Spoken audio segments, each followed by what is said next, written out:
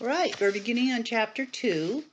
Um, these chapters are very long and very dense. I may have to split it into two, catch up with a short second part video because I have to put this on a flash drive, long story, to get it uploaded to YouTube. And so it'll only accept, so much of a time. So let's start and hope we get through it in one video.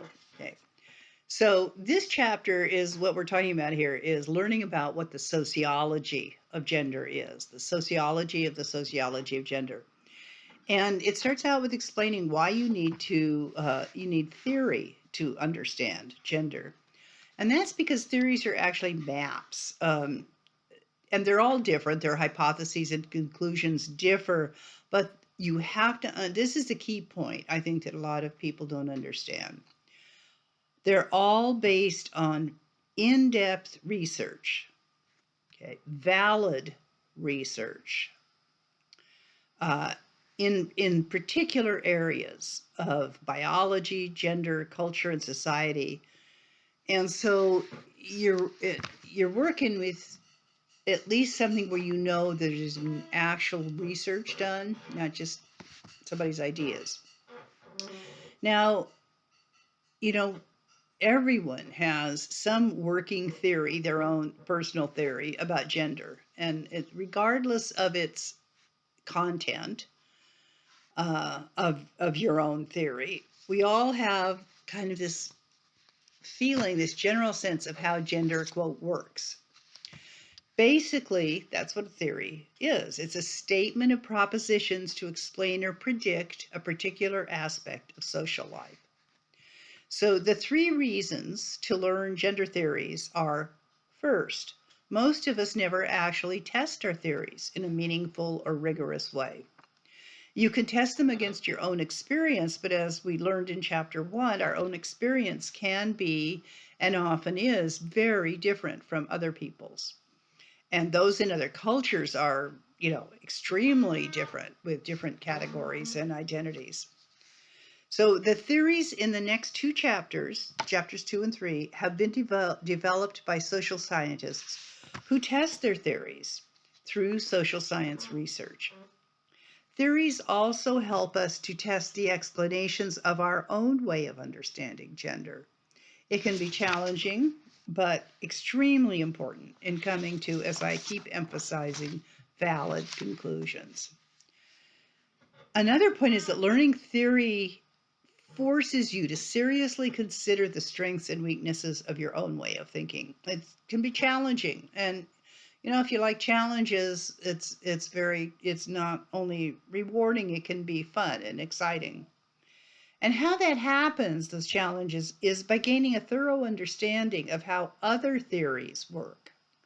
Because to say or demonstrate that another theory is wrong, you have to understand what it's proposing. Duh, an important point.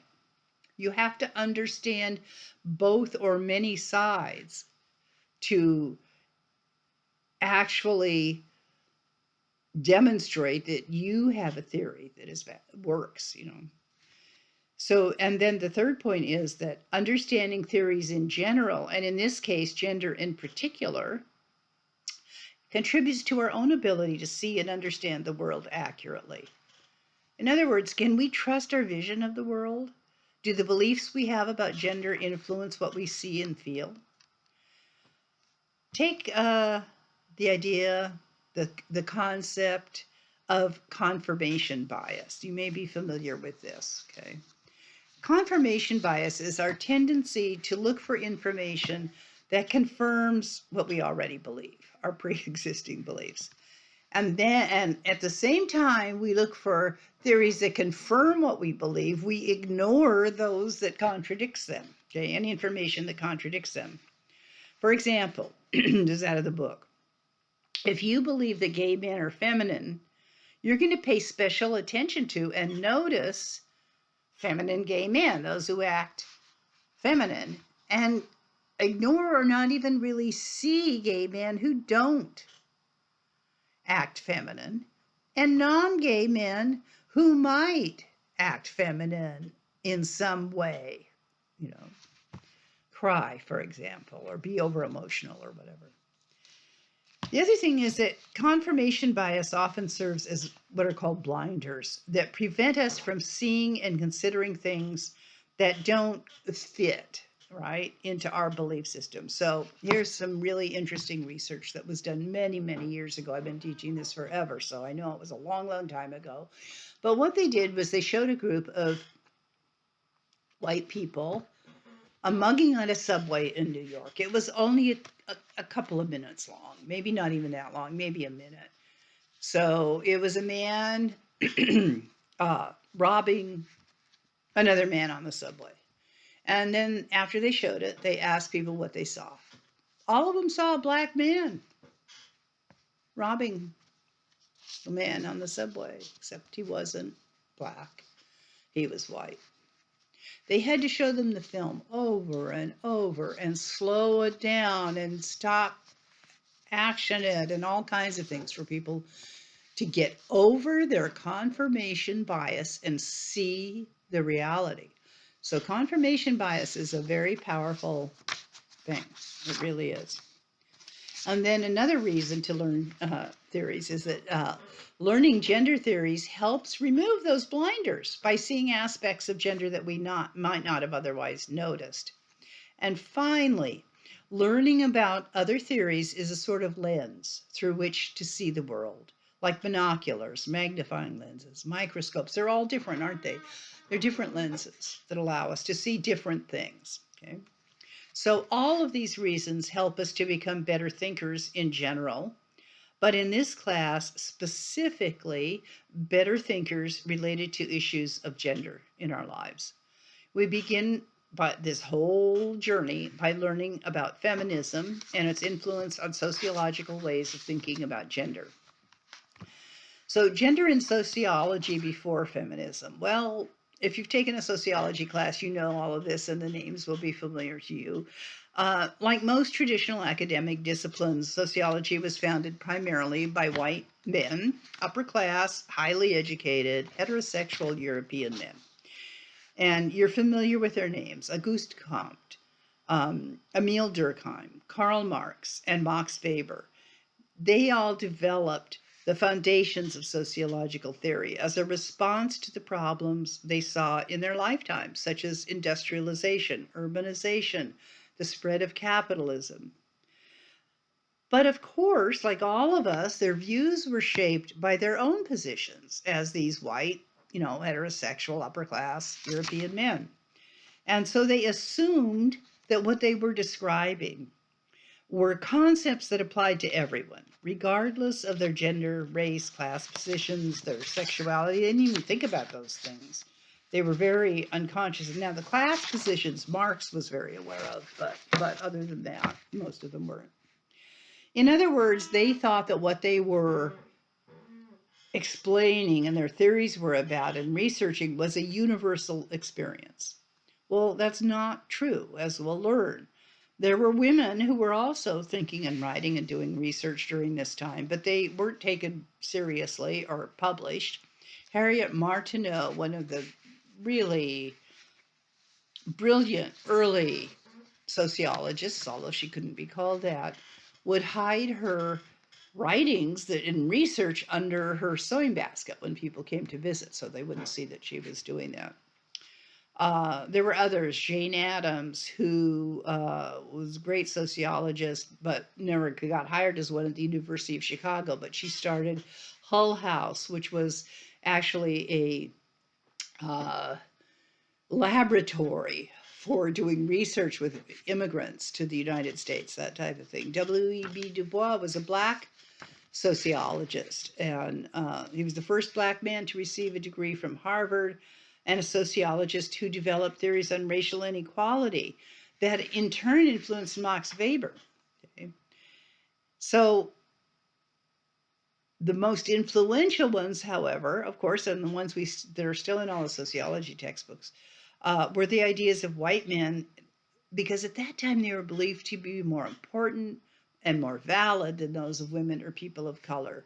And that's an example of power and privilege in society based to a great extent on gender. So, what is privilege? Privilege, in the definition of your textbook, is a set of mostly unearned rewards and benefits that come with a given status in society. I put up the white privilege handout for you to read. The key to white privilege that is not mentioned in this definition in your text is that it's invisible to the people who have it. Okay? And you'll see that in the list of things in the privilege handout. It can vary, privilege can vary from place to place and different situations. Therefore, everyone has some privilege and everyone lacks some privilege.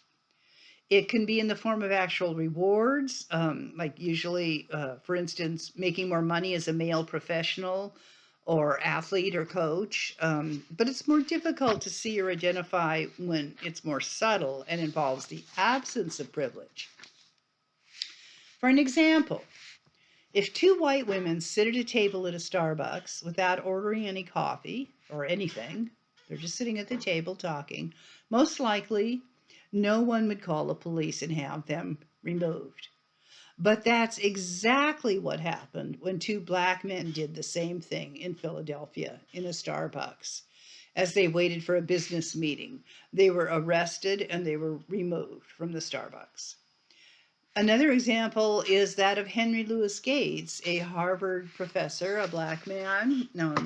He has that Ancestor show on PBS. He lived in a very lovely house in Washington, D.C., makes a lot of money, and got home one day. This happened a few years ago. You can Google it if you want. I think there's even video of it. Couldn't get into his house, had left his keys somewhere, the door was locked, whatever, no one was home. So he walked around and tried to find a window that was open or a door or something to get in. A neighbor called the police. Someone called the police. Why a neighbor wouldn't know it was his own home, I don't know. But anyway, the police came and arrested him. And he had his ID and everything. Being able to appear in public without having the police called to arrest you is an example of a barrier that is not faced by those in a privileged status, and that status may simply be being white. Okay? The key point is that privilege, as I pointed out, is usually invisible to those who are privileged. It's like the wind. It can be at your back, makes the world, pushes you through a little bit, makes the world easier to move through. And you think that you're moving so quickly because you're pedaling harder than everybody else, right? And you don't realize how helpful it is, this certain level of privilege of whatever you have, whether it's social class, gender, education, whatever it is. So to the men creating the field of sociology, gender didn't seem important to them because it didn't affect their lives, and it was less visible. So part of being in a privileged status is that you don't spend a lot of time thinking about it, right? About gender or even noticing it. Again, those privileges. So W.E.B. Du Bois and Jane Addams studied and wrote about gender and race. Why? Because it was crucially important in their lives. One was a woman, one was a black man. They didn't have the luxury of not thinking about it. They were confronted with it daily. Kind of like the two black men waiting for their meeting, in the Starbucks place. Feminist theories and their influence on sociological thinking about gender. So now we're getting to the feminist theories. Across history, cultures and civilizations, when women have asserted their power and asked for equality, notice the ask there, has always been perceived as dangerous. Okay, those uppity women. Feminism in all its forms assumes certain models of what it means to be a woman, what the goals of women should be relative to their status, and how to achieve those goals. The feminist model is, like sociology, a product of Anglo-European thought, as we talked about earlier. So for much of its history, it has been defined by white, heterosexual, straight, upper class European women. This feminism often ignored critiques of racism, classism, colonialism, and homophobia. Because here's the other thing, globally, not from a Western perspective, but globally, women define their own goals differently, and they sometimes even view feminism as another attempt at the global north to impose their viewpoint and values. Therefore, it's really important to remember that as we're studying and learning about feminism and sociological thought, we're talking about feminist theory and the women's movements in the Anglo-European world. In the 21st century, calling yourself a feminist is much less stigmatized than it was in the past. Beyonce and Taylor Swift, for example, call themselves feminists. A 2016 poll found that 6 in 10 women and 1/3 of men identify as feminist or strongly feminist. Among women 18 to 34, 63% identified as feminists. This suggests that feminism is increasingly popular among younger generations, but negative stereotypes still exist and persist, as I'm sure some of you are aware, because in the same poll, 46% of people believe that feminism blames men for women's challenges. But feminism is integral to any discussion of gender, and especially to a sociological perspective of gender. So, what exactly is feminism? Well, it's divided into 3 basic periods. I put film up and photos for you. The film is very long, one woman, one vote. If you can't watch it all, then please try and see it sometime in your life. It's just a fantastic film that explains how women got the vote in 1920.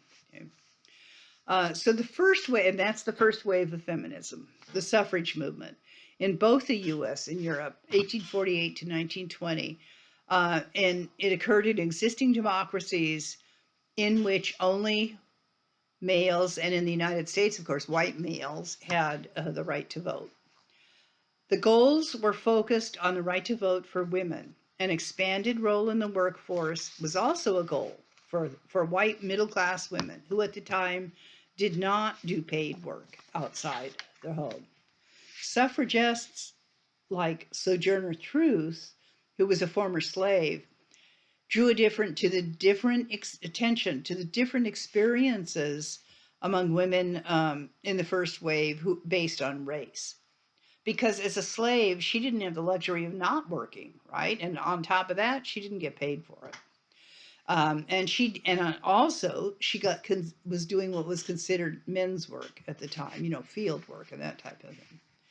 So this is an example of how throughout the history of the feminist movement, the way women were positioned in society could lead to different ideas about what the main problems were and how to fix them. Although many of the suffragettes were also abolitionists, in other words, they were the abolition of slavery, there were arguments about the priorities, right? What was more important, abolishing slavery or the women's right to vote, that type of thing.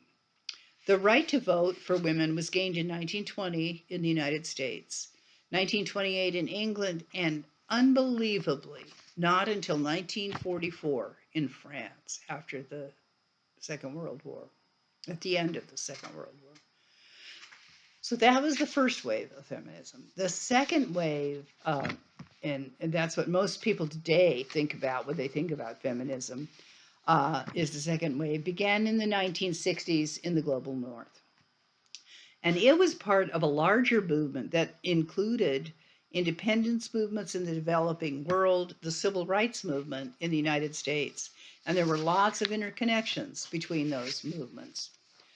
But there was really no one movement, that's true of all social movements actually, no one group, and often no single unanimously agreed upon agenda.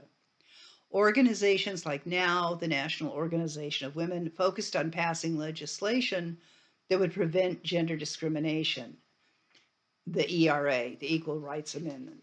And that's a whole nother story about why it didn't pass, but We'll talk about that later. It also focused on what's called consciousness raising, which was a group of women getting together and finding connections between personal lives and the politics of gender. And it was a very important element in it. As Charlotte Bunch, a leader in the second wave of feminism, said, there is no private domain of a person's life that is not political, and no political issue that is not ultimately personal. So the personal is political. That statement has certainly come true today with the issues around uh, Roe v. Wade, birth control, a whole variety of things. The personal is political. That was a saying in the 60s, not just in the feminist movement, but in all of the anti-war movement, all of the movements. So what's the third wave of feminism? Well, in many ways, it's a response to the contradictions that occurred in the second wave. And it emerged during the 1980s and the 1990s. Excuse me. It included a diverse range of theories and orientations among activists and academics. And it really finally included, to a great degree, the voices of the women in color, of women of color. And they were among the strongest voices to be heard in the third wave because they fought to organize around the issues of race, sexual orientation, social class, and those types of issues in addition to gender. A primary goal of the third wave was to come to terms with and acknowledge the contradictions below the surface of feminism. So it also drew attention to women outside of the Anglo-European world. The fourth wave of feminism, are we currently in it? If so, what's the difference from the earlier movements? Recently, there's been a series of events like the Women's March in 2016. That march, you may remember it. If not, look it up online because it's pretty amazing to see. The largest single protest in US history. And in addition, there were about 7 million around the world who protested. So there was that, the Women's March in 2016, as well as the hashtag #MeToo movement against the sexual harassment of women in the workplace, which emerged during that time. In the 2018 midterms, a record-setting number of women ran for office and won. One of the fourth wave's most defining qualities was that it was online. And for that reason, some date it from around 2008. But of course, at least in the US, there's a backlash, which is a strong adverse reaction by a large number of people to what is usually a progressive movement. There's rarely a backlash to a conservative movement, but there's a very strong backlash often to progressive movements. For example, the 1980s constituted a backlash against the liberal gains of the 60s and 70s, with conservatives coming to power and undoing many of the gains of the social movement cycle. In fact, the pro-life movement was born out of that backlash. So where do men fit in to all of this? It isn't as if the feminists never thought about how men fit into this. And the first question we should ask is, where were men during the first waves? Well, the answer is complicated. There were some that were involved. In the first wave in the US, the African American abolitionist Frederick Douglass, and then Henry Ward Beecher, who was the father of Harriet Ward Beecher, who wrote Uncle Tom's Cabin. They were both very involved in the first wave of feminism because many people saw the abolition of slavery and the women's suffrage movement as related causes. In the second wave in the 1960s, the National Organization for Men against sexism, which is called NOMAS. The acronym is NOMAS. The National Organization for Men Against Sexism emerged in the 1970s, focusing on child custody and ending men's divorce, ending men's violence. In the most recent fourth wave, some men have claimed the feminist label, and the UN has a campaign to involve men in supporting gender equity called He for She, and I put up a video for you to see that. Although the second wave was referred to as the women's liberation movement, many men hoped it would liberate men as well. So what's the second question about the women's liberation movement? Are conversations about feminism compatible with conversations about men? Yes, because a society with more gender equality is good for everyone, for both men and women. What was it that men needed and still need to be liberated from? Well, although gender systems usually privilege men, it does not always do so, and it also often comes with a price. In that, our culture demands that both men and women conform to gender and sexual norms. Men's power and privilege is conditional on their conformity to, quote, masculine norms. And that often means a less human connection for males, less, to be more masculine and strong and not emotional and all of that. So part of the goal of feminism is to loosen these restrictions for everyone. Feminists have always been accused of disliking men, but feminism is actually not about men and women in an epic battle for control and power. As it's evolved, it's more interested in how to involve men and how it matters for men. So in the following section that we're going to look at here in sociological theory, we're going to learn how studying gender applies to both men and women, and that masculinity is in fact a central topic in gender research. And that's because gender is always relational. You can't have a category called women without a category called men, right? So a comprehensive understanding of gender must examine both men and women. Now we're going to look at some sociological, the ones in this chapter, sociological theories of gender. Studying gender from a sociological perspective came from feminist movements.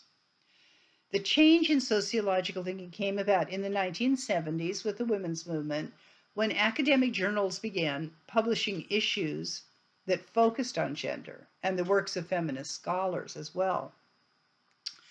Now, we're going to explore for a moment here gender and the sociological imagination. The sociological imagination is such a powerful concept, which I'll give you an example of in a moment.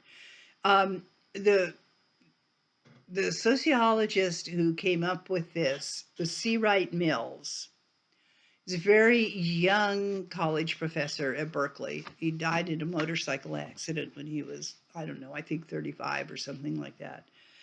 But he famously said, C. Wright Mills, that sociology lies at the intersection of history and biography.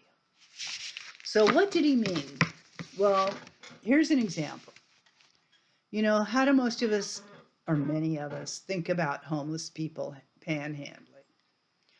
He could get a job if he wanted to. He's probably a drug addict, or she, whatever. There's an increasing number of women who are homeless as well. Whatever, they're just a bum, right? You know how a sociologist thinks about that? They look at this person and they think, I wonder what brought this person to this corner at this moment in his or her life, asking for money, asking for help. What was the journey? What kind of a family did they grow up in? What level of education do they have? Are they veterans? Were they in a horrible war? Do they have PTSD? You know, a huge number of the homeless that we have that are males are in that given exact situation. So that's what the sociological imagination is. And it's very the intersection of history and biography. So obviously, we've previously discussed some of this in regard to the biography part. You already have an intensely gendered biography. All of us do. Gender is part of our biography. And understanding your own personal biography is not necessarily easy, but it's easier than the second piece of the sociological imagination, which is understanding history, that part of the equation. So C. Wright Mills was concerned about people's ability to understand the forces acting on them historically as individuals, resulting in a division between private troubles and public issues, when in reality, from a sociological perspective, they are jointly connected. Public troubles and public issues. Think about the homeless person I just mentioned. What is that person's history? Okay. What is their personal biography?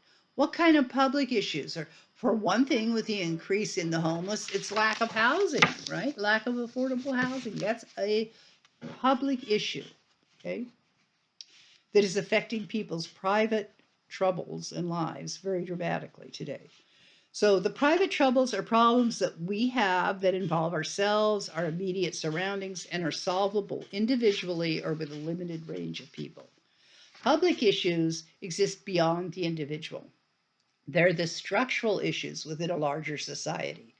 The social institutions, the government, education, the economy, healthcare, the criminal justice system, etc.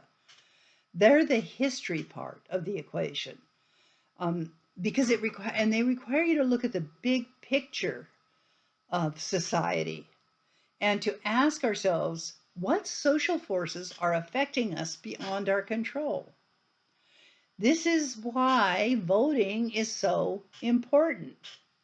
And it's also why so many people don't vote, because they don't understand that connection between public issues and private troubles. I remember years ago, once again, when I was teaching in class, and the state was going to raise college tuition fees, the state of Oregon.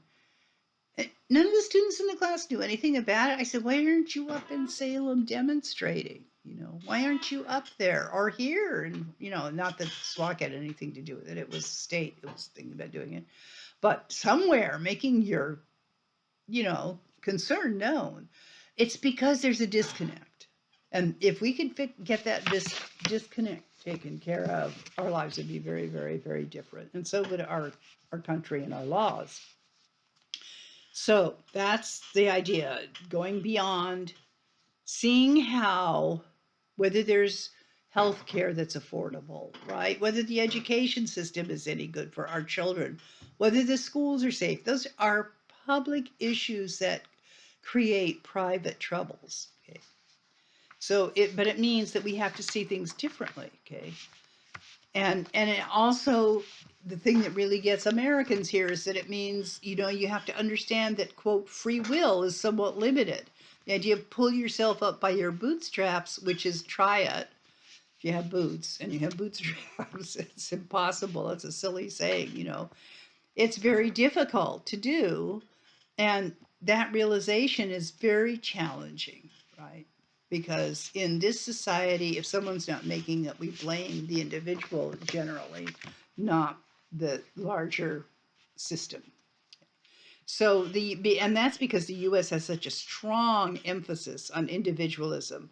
We're much more likely to view our troubles as private troubles. So this tendency to explain behavior as personal and at the same time ignoring the role and importance of the social structure is called, get this, remember this, it's so important, the fundamental attribution error. In other words, we are attributing many of the problems and difficulties wrongly to the wrong place, okay? Rather than seeing that it's a societal and institutional issue, we see it as a personal issue. The fundamental attribution error. So for a long time, many of the problems faced by women were seen as, quote, just private troubles. But feminists demanded that they be treated as public issues connected to larger social forces. So by using the sociological imagination to look at gender means exploring our own biography and learning to identify the larger structural forces around gender in order to see the connection between your own life and the social structures. There's several questions to ask as we move through these following theories. The first question is, how do these theories affect gender? Because as we discussed earlier, there's no complete agreement on exactly how to define sex and gender, even starting there with the definition, or how they're related to each other. The second question is, where does the theory locate gender? Each individual theory we'll look at. Does it exist inside a person, or is it created through interaction? Does it exist inside our heads, or is it deeply embedded in the major institutions of society? And that question is especially important because the theories are divided into three categories: individual, interactionist, and institutional. The individual approaches, as you might imagine, locates gender inside a person in some form or another. So some of the theories see the individual approaches, theories, see internal traits as related to sex and therefore to biology. Other individual approaches of socialization state that gender is internalized over time as we, quote, learn gender. In other words, gender is located within, but is realized from the outside through our actions and behaviors. Interactionist approaches locates gender in the space between people. So instead of something that resides inside a person, like the individual approaches, is created primarily by the interaction between people.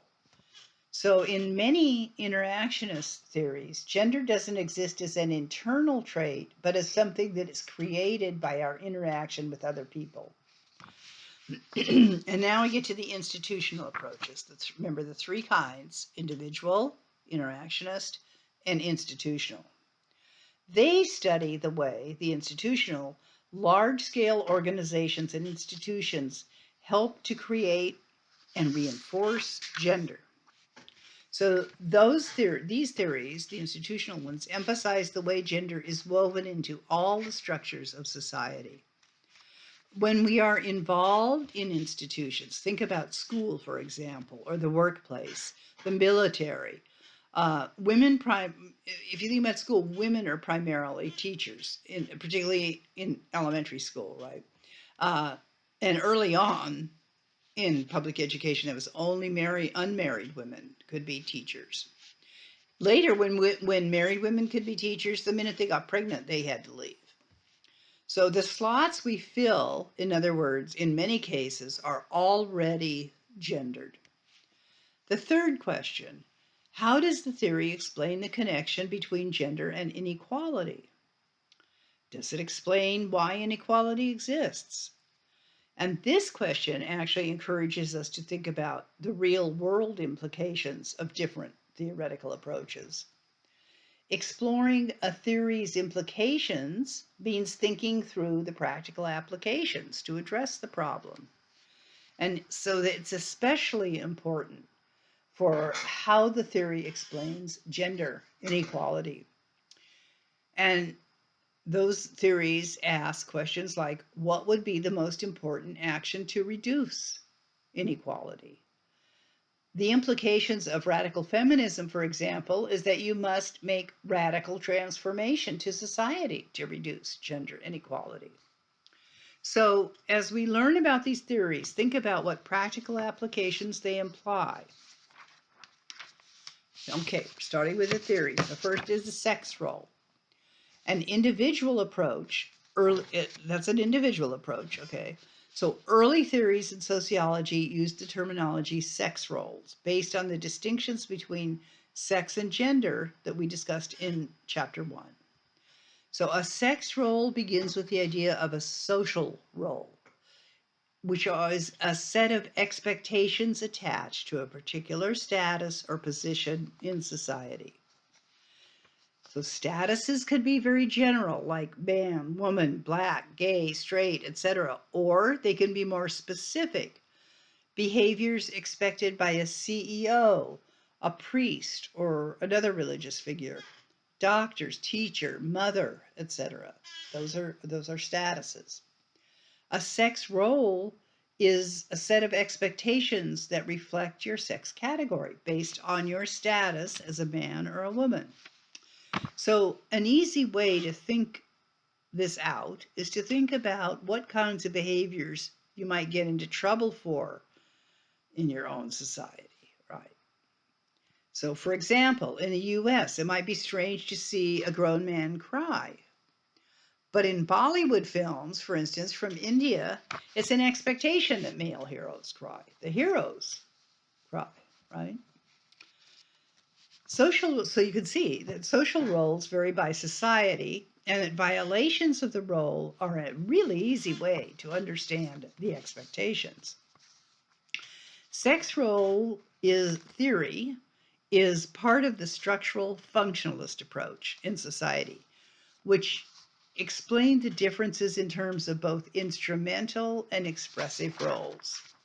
So, for example, men were taught in childhood to be instrumental or goal and task oriented. Women were taught to be expressive, oriented toward interactions with other people.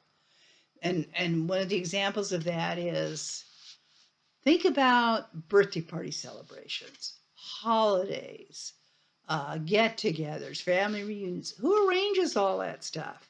Who makes sure all the food is there? Who sends out all the invitations?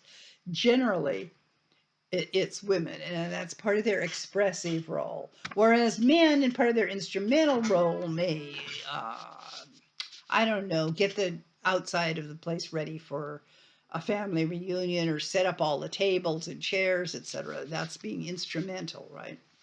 So this division was considered, quote, functional. That's where the structural functionalist theory label comes from.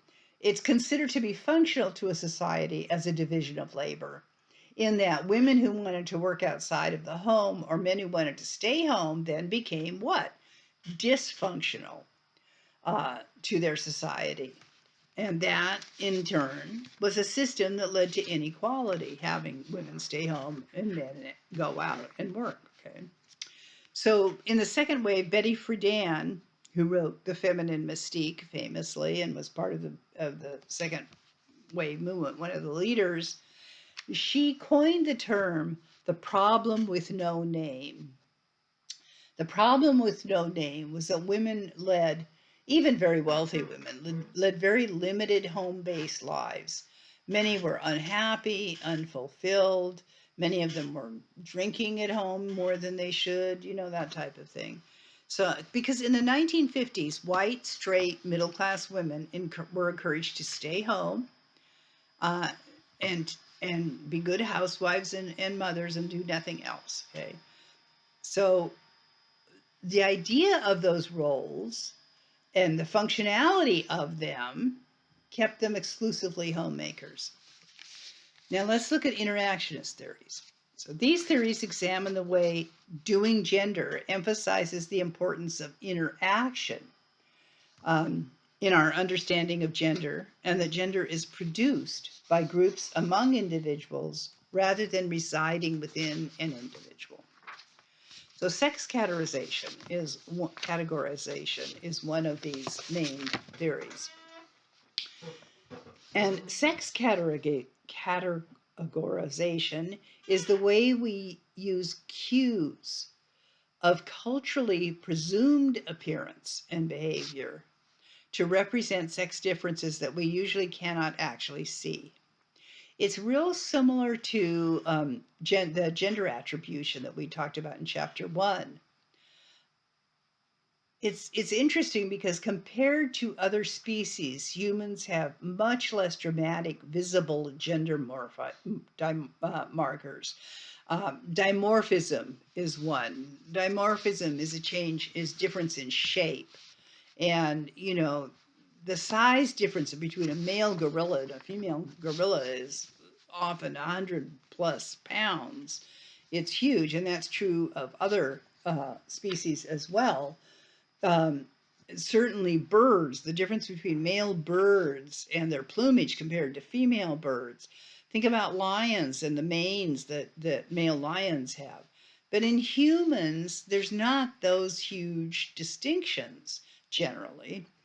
And so humans rely more on cultural cues like clothing, hair length, movement, gestures, um, conversation, that type of thing to differentiate between the sexes. So we categorize all kinds of statuses. I gotta stop again here, and I may have some water. Excuse me. Okay.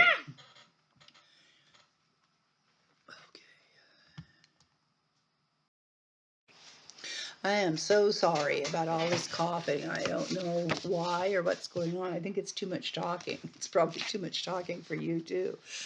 So we are back at gender attribution. So, the categorizations that we make about what's masculine and what's feminine behavior. And we categorize all kinds of statuses too, like age, race, class, background, sexual orientation. But the research shows that we use sex categorization most of the time unconsciously. So doing gender, that's another interactionist theory. It's got a great name. It's one of the first theories to emphasize interaction in the study of gender. And that's a shift that makes interactionist theories more sociological in their approach than others. So from a doing gender perspective, gender's a performance, and we're all constantly on stage. There's something in sociology called front stage behavior and backstage behavior. Um, how we look and behave at home is how we look and behave when we're out in public, etc. So gender, from this perspective of doing gender, it's a performance. And this analysis is a sociological perspective called ethnomethodology, which is the study of folkways. That's what ethno means. So it studies what are called the taken for granted rules that govern life, but they're mostly hidden and unexamined. We don't really even consciously know those rules. We don't think about them. We just do them. That's where the doing gender comes in. So these rules make aspects of our social lives appear to be objective, real, universal, but they're actually created in specific situations and contexts. So a famous example is the use of what's called breaching experiments, where sociology students cause a purposeful breach in social life. So I'm gonna what if somebody asked you, how are you? What are you supposed to say? I'm okay, or I'm pretty good, thanks for asking, whatever. What if you said, well, I'm just terrible. I just had a cancer diagnosis or something of that nature. People would be stunned for the most part. Another example that I love is a sociologist had a bunch of sociology students do this because you know what elevator behavior is like, I'm sure. How do you behave in an elevator? Well, generally you walk in. When you walk in, obviously you're facing the back of the elevator. You turn around. You keep a certain amount of physical space between you and others as much as you can. Often in an elevator where there's only two people, they'll be on opposite sides. Um, you may give brief eye contact, nod your head, or say hello, but that's about it. You basically stare straight ahead. You could speak by saying if someone's standing next to the buttons, on which floor you're going to. Often the people standing next to them will ask someone, but that's it. That's the extent of the social interaction in an elevator. And so what the sociology professor had his students do was go in an elevator and behave in a completely unacceptable manner. They stood facing forward, they chatted people up, they stood too close to people, and it made people very, very, very uncomfortable. In one case, he had to stop people from, like taking him down and holding him down by saying, wait, wait, wait, I'm Mr. So-and-so's, Professor so-and-so's student, and this is an experiment. Because in an elevator, it's even heightened the expected behavior, because you're in an enclosed space, an enclosed box kind of. So, there, you could try it sometime. I don't mean the elevator, but saying, a purposeful breach. When someone asks you the "How are you?" question, which is really a greeting, as they point out, rather than an actual question. Don't move out of the way for somebody. Walk straight at them. Don't see it's like a game of chicken. It really gets people agitated when you do that. I had that happen to me one day walking over to Stinson Hall on campus, and a young man was coming from the gym from Prosper Hall, walking towards me, and we had quite a long distance walking towards each other. But in America, we drive to the right, we walk to the right. Well, he was walking to his left towards me, on my right, and I thought, is he going to move over? Is he going to go around me? When he didn't, I actually had to move over. But it was very interesting to see the feelings that it aroused in this unexpected behavior. So that's the breaching experiments and how uncomfortable it makes us. Now apply that to gender, and you'll see where they're coming from here. So uh, ethnology applied, ethnomethodology applied to gender tries to uncover the assumptions we have about it. Both the elevated behavior, the "How are you?" the guy walking towards me, we all have assumptions about how this is going to play out, and it makes us very nervous and upset when it doesn't. So, from the perspective of doing gender, a sex category is something that is produced socially. In other words, let's look at the example of the transgender woman, Agnes, that they talk about in the text. She was assigned as a male at birth. That's called ASAB, assigned as a male at birth, assigned at birth. Her gender identity, her internal sense of her gender, was feminine. She felt like a woman. So, from this perspective, gender assignment at birth is considered merely a facts of life decision based on anatomy, chromosomes, and hormones. And the assumption is that these will line up in the appropriate ways, as usual. Well, as we learned in chapter 1, that's not necessarily true, is it? Intersex individuals demonstrate this. And also, gender assignments can vary across time and cultures. So, how to understand Agnes? Assigned as a male at birth, but as a woman in her gender identity. Well, there's a difference between sex categorization and the what's called the accomplishment of gender, how you feel about your gender and how you present your gender. So women, and an example of this, women who do not act, quote, feminine in some ways, and men who do not act, quote, masculine in some ways are an example of that. But here's another key point. Acting unfeminine does not also make you unfemale. What that means is that the relationship between sex categorization and gender is more complicated. How could Agnes be, quote, seen as female for people to assume she was a woman? How could she learn to be feminine? Well, one way is by looking through women's magazines or books on etiquette, looking like a woman, makeup, hair, using feminine behavior, smiling at strangers, etc. So, from the doing gender perspective, what someone like Agnes needs is to make sure her actions are accountable as being female. So, what do we mean by accounts and accountable? Well, accounts are descriptions we engage in as social actors to explain to each other what we think is going on. Okay. What they do is they help us to identify, to categorize, explain, or to draw attention to an activity or situation. And they give us kind of a framework for understanding it.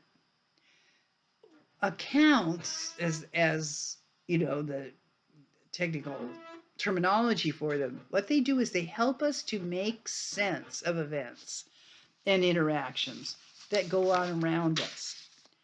And because of that, they're inherently interactional in that they determine how people interact with one another.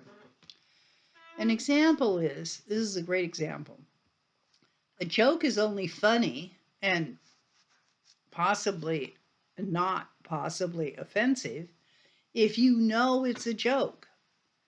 If it's accountable as a joke, that's where the accounts comes in. Okay.